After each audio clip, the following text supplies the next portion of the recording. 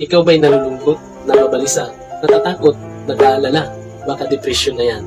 Anxiety, nervous, di ba po nakakatakot? Pag nakakaramdam na po kayo ng ganun, ibig sabihin, nagsasuffer na po kayo ng depression. Napakahirap po yan. Mas nakakaiba po sa mga nababanggit natin na uri ng stress, kagaya ng GED, PTSD, stress, panic disorder. Mas mahirap rin po yung depression. Kasi nga po, nalulungkot kayo, sobrang lungkot, na feeling mo, mababaliw ka na. Yung parang wala ka na sa tamang pag-iisip, na parang lahat ng iniisip mo ay hindi matino. Yung parang nawawala ka sa iyong sarili. Yung parang naiiwan yung katawan mo, na umalis yung kaluluwa mo, yung tawag dito yung anino mo, parang ganun po. Napakahirap po magkaroon ng depression. Bali, advance yung pag-iisip mo. Alam mo na yung mangyayari sa loob ng 20 years, 30, hanggang pababa. Yung parang pinapangunahan mo talaga yung sarili mo. Kaya ang depression, guys, hindi po yan binabaliwala. Ibig sabihin, pwede na po kayo magpa-psychiatrist, pwede kayo magpa-neurologist, psychologist.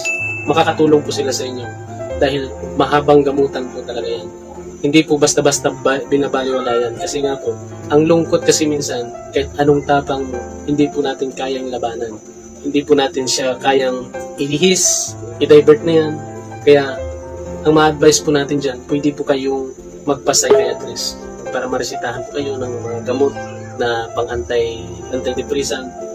Yun po yung mga gamot na ireresita sa inyo. Kasi po, marami na rin po akong nakakausap niyan. Kagaya po sa GC ko, marami pong nagdadaing doon at talagang nahihirapan sila. Ang iba po, tumatagal na ng 15 years, 17 years. Mayroon nga po nag-comment doon na nagsabi, hanggang ngayon, hanggang sa pagtanda niya, dala-dala niya pa. Talagang napakahirap po din. Mayroon pong member po ako doon, nasa 12 years old pa lang. May 14, may 16 na nagsasuffer na po ng mga ganyan. Dahil pwede rin natin sabihin na ang pinagmulan po ng kanilang depression, o di kaya anxiety, o di kaya nervous, ay stress. Dahil nga rin po sa panahon ngayon. Dahil ang panahon po natin ngayon, lalong-lalo na sa pandemic, tumaas po ang percent ng nagkakaroon ng nervous, stress, at saka depression. Tumaas po halos, napapansin ko, 50% o 60% mga ganun na po.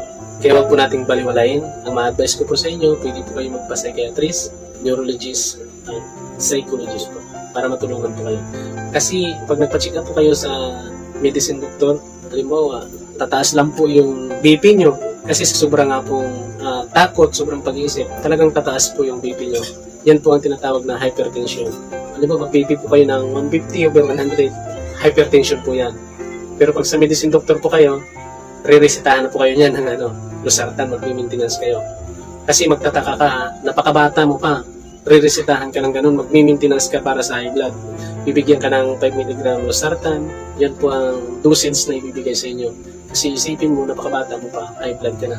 Tumakay mo 12 years old, 14 years old, tumaas ang dugo mo, mag-maintenance ka ng ganun. Napakahirap po.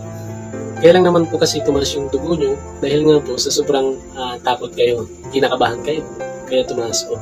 Kaya pag sinasabing depression na po, napakahirap po yan. Hirap po labanan, kailangan talaga ng need nyo na po talaga na magpa-check up sa psychiatrist.